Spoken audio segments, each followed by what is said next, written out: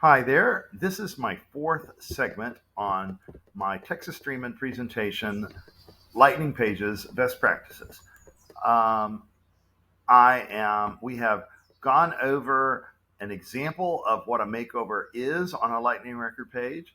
We have looked at your goals and how you set them by looking at the user stories and creating a beta page to represent your makeover and then releasing it into your organization, hopefully as a separate second app. Not all governance people will allow you to do that. Not all organizations would allow you to do that, but I think it's the best practice. You might also alternatively call it an A/B test. So you have your main app, and then you have your A/B test app that you release into your production and allow certain users to move over to and begin to collect feedback from them. Don't forget to get new user input. So we have all of that. And now what we're doing is looking at some trends that I noticed. I believe there are two kinds of records which you're going to encounter that your users are interacting with and that you may wish to do makeovers for. And I think they lend themselves to two different kinds of thought. We have actually encountered the first one already in our inventory app. Actually, we've encountered both of them in our inventory app. An inventory move is a working record. You're use it and then you're done. You may report on it, but you're probably never going to come back and view it again. You're probably never going to come back and edit it again. It's all over. The records that surveys of people at Dreamforce showed that they use most often are cases and opportunities. Those are both great examples of working records. They may have a complex process involved in them, and they may actually have lots of people working on them, but they start, you work on them, you finish, and you're probably not coming back to it again. And I realize we study opportunities to find trends, and we study cases to understand, how to close loops and so forth. But generally speaking, we're not going to reopen that record and begin working on it again. And so that's a working record. And we have looked at some of those already. I'm going to show you another one on my website now. This is our beta app that does contain some beta items. Let's go to a list view that allows me to see today's events. This is our working record for kind of our classes or our interactions with people. And so I have one, and hopefully, here we go.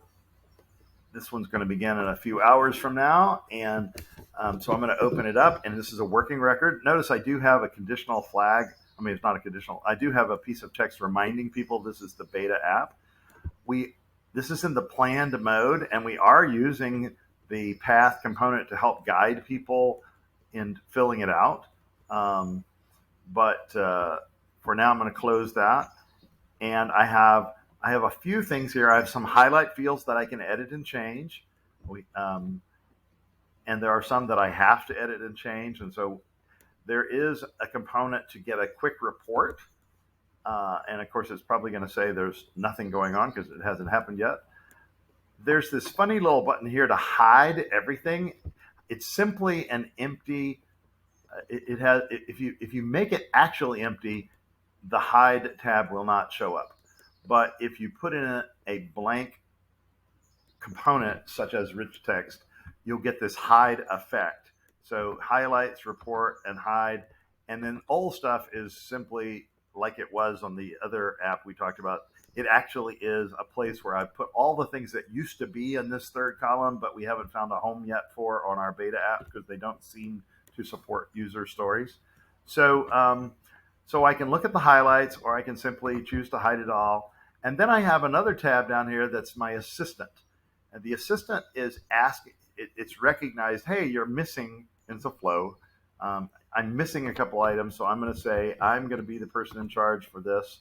And the staffing is just going to be me and a couple of volunteers, so I'm going to say fine. And then It has also noticed that no one has filled out the client job yet. So when we record attendance, we attach it to a particular object called the client job, and we're going to have to pick that in order to do this. So I will pick night drop in. There we go, night drop by. And again, this is just a flow running here. And so now I'm ready with the assistant. It's saying, hey, do you want to add a client? And let's assume that I see a guy who lives right by our building named Dion. All right, so I'm going to say I saw Dion and add him. And that's, and the assistant is taking care of records in the background.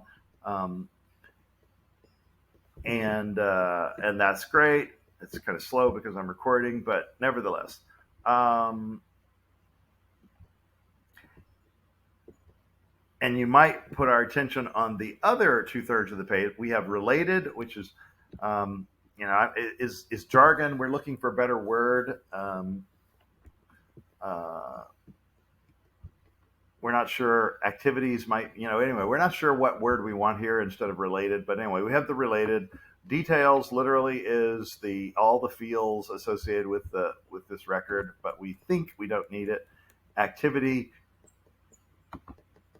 is what you expect it to be, emails, and then with old stuff again, and we have this hide motive. So we're hoping that related tab is really the only one we need. And client attendance is something that people see a lot, and they want to find the client attendance, and it's right there. So we're saying, okay, we can, when your user story is find the client attendance, you can find it really quickly, and you can see that Dion was there, and he was served for an hour. And if you didn't like, and we have a couple other things, if you needed to add some client markers to that, like there's sort of tags. If you had a crisis, we could tag it as crisis intervention. If we talk about jobs, we could tag that contact marker. If we thought this was an error, we could delete it from here. So we're hoping that most of the user stories can be handled right here. And you will notice that the assistant created the record and the related list updated automatically. It's really nice about how Lightning's working together. And then we have some things we can do under attendance action. We could say, oh wow, we're meeting somebody brand new, so we can add a brand new client. Or sometimes we end up with a piece of paper that's got a list of 9 people on them, and so we can actually type in the names, as text, and then hit next, and this wizard will help us find the right clients and create all 9 records. So we can add in bulk. And then there's something called hours and eligibilities. Our clients earn points and bank them and can use them in the store. And there are limits on how frequently they can get some items, which tend to be on rare, and so we sort of ration them. And so we can look up the eligibilities and for service. So it's really an entitlements thing. And this is a little wizard that looks it all up. We have Simon U hours. Those are those points.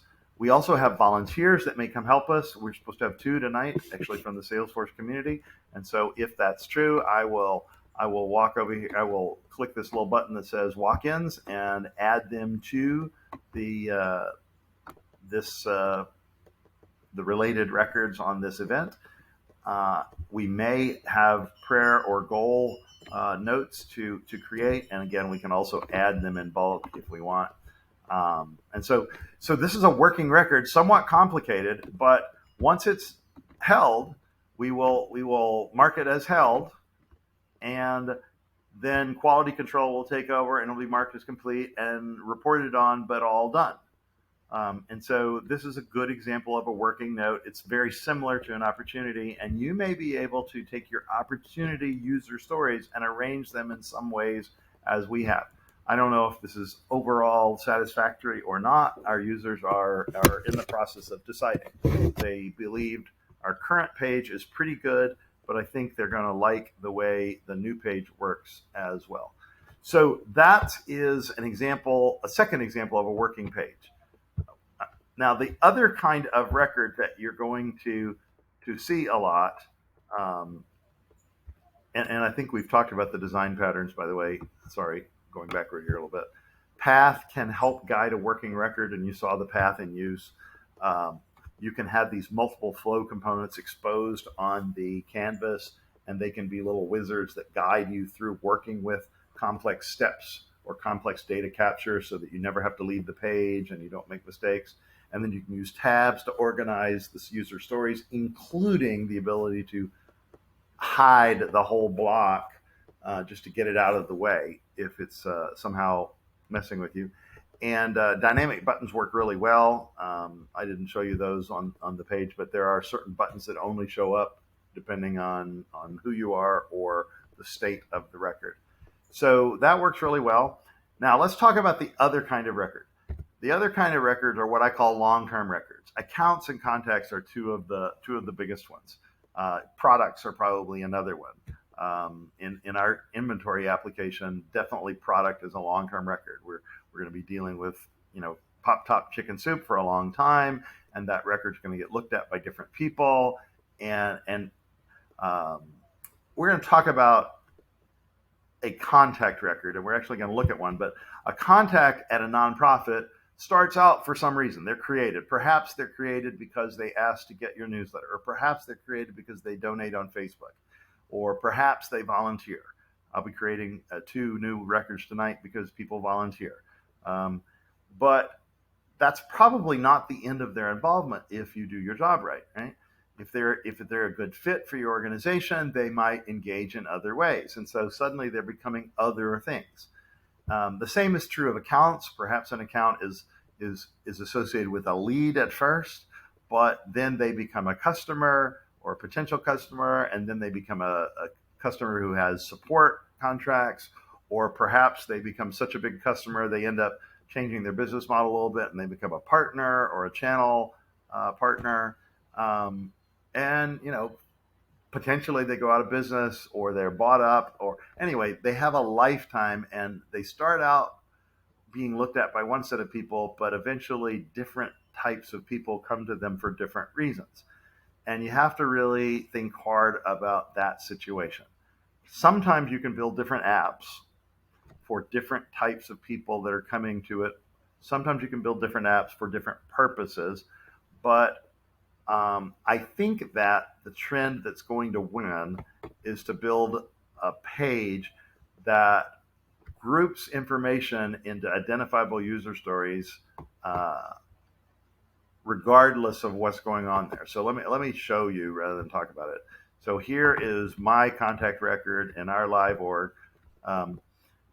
And it's got my picture. I think it's really important. You don't know who's coming to this. I think it's real important to try to give them. We've got a little bit of a contact highlight panel here. We actually have a little bit of a textual summary at the very top, sort of explaining a little bit. Terry Cole has volunteered 930 times. I've given $1,600 in the last year. The next thing you're wanting me to do is my volunteer testimony, and I'm associated with a lot of things, including the awesome nonprofit user group and a church and so on. And I'm a particularly bad contact to look at here, but it's my data, so I didn't mind showing it to you. So there's that. We have a little wizard here that puts a text summary together that sort of looks at all the records and says what's going on here, and this is our next ask. So when you come to this record, you know what to ask this contact best, and that's all based on the records. It's just a flow, putting it together. We are using tags. We are using notes. I am a lapsed donor,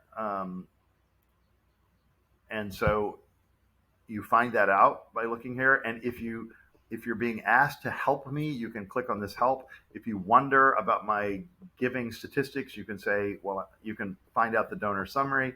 If you need to edit my basic donor information, you can do that. Or perhaps you don't need anything here and just want it to all disappear. So I'll click hide, which is the default right now. I'm also a lapsed volunteer. And so you can, this heading here sort of breaks up the volunteer user stories. And then you have all the activities. Then you have all the connections. I am affiliated to quite a few things, including Salesforce Saturday and Austin Nonprofit User Group and so on. I have lots of great relationships with friends and relatives. And then there's activities. And And again, we decided that activities was probably the best name for it at the moment, at least. Maybe there's a better word, but we have my donations. And if I'm not a donor, this wouldn't be here. And we have my volunteer hours. And if I weren't a volunteer, it wouldn't be here. And we have my in-kind donations. If I were a client, my client attendance records would be here, but I'm not a client, so that section is invisible. We have our change history, which kind of talks about the way the different fields have changed over time. And we have a hide button to just make it go away in case I'm just not finding what I need and I want it to disappear. So this is an adaptive page that handles our clients, our volunteers, our donors, our supporters, our partners, all with one page layout. And maybe that's a good idea, maybe it's not, but it's what we're using today, because it turns out people are different things all at the same time, and that just doesn't lend itself well to different apps or different page layouts or different record types. Now, this is a more complicated page. I think long-term records tend to be more complicated, but it's not that bad. And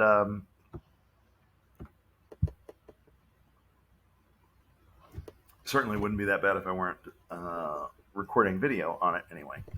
And so we have a lot of components that are here, and we have a lot of conditional visibility components. Let's see if we can get. But even so, the page performance analysis says this is moderate and going to load in under 3 seconds.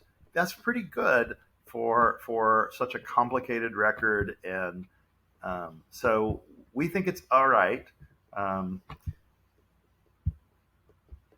And we're just using the same kinds of things, but you can see we have provisions for identifying someone who's deceased so that we don't take wrong actions. We have provisions here for clients who are over age and different stages of kind of clients, advising them. We have provisions for displaying a message when critical information is missing about the client. We have provisions for displaying, VIP donors, lapsed donors, VIP volunteers, etc. All of that is here and ready to go on one page, and this makes the cost of ownership pretty good, and it makes the users pretty comfortable with the information. So that's what a long-term record looks like. And design patterns for a long-term record, it's best to have something graphical there to help people understand the full scope of it. I did not yet find a suitable way to put little banners to represent all the donor and volunteer and client and newsletter reader, so that you could look at one glance and see it. We instead are relying on some visual highlighted words and colored words, but graphics, images would be better, because people are coming to this record for all kinds of purposes, and they need to get a good overview quickly of what's going on. And that's a little different than a working record. If tags help you and notes help you, those tend to be long-term things, and so tags and notes are pretty good on this kind of record. Field groupings are crucial, but you're also going to find that there's a lot of repeated fields, so you're going to want to use dynamic forms or the record detail app that I'm showing if you care about mobile. Wizards are very useful here. I suggest you use lots of wizards. I do suggest that you put them behind a tab, because so they can load lazy. They do tend to be a little slow. Lots of rich text conditional labels or computed image fields if you're comfortable with that and can make them work adequately. The path is really nice. If it really makes sense, but like a path for an account may not make sense. We made the path element work for that inventory item because there was a setup phase and an active phase and an inactive phase. You might do the same for a contact to help identify people who are inactive and reactivate them, or people who are new and being qualified in some way or another. So you might have a process for people or for accounts that really makes sense to use the path component for. Dynamic buttons are really good and work really well on both Lightning and mobile. So those are design patterns you're probably going to want to make use of. So I'm going to stop there with this segment. But before I proceed on to the next topic, I'm going to show you the same apps that I looked at on mobile, because the contact and the attendance event app work beautifully on mobile too, and I want you to see that. So I'm going to stop here. We have, for the record, really one more segment, which is mobile. And so I'm going to talk about some mobile things generally, but I hope I'm making the case that your apps can be mobile ready, and they can be co-designed desktop and mobile at the same time for almost the same price if you'll just stick to some guidelines that I'm going to share in the next section. So that's the end of this segment. Next segment is going to be showing you the same apps on mobile, if you want to skip that, and then we'll talk about mobile and wrap this up. Thanks much.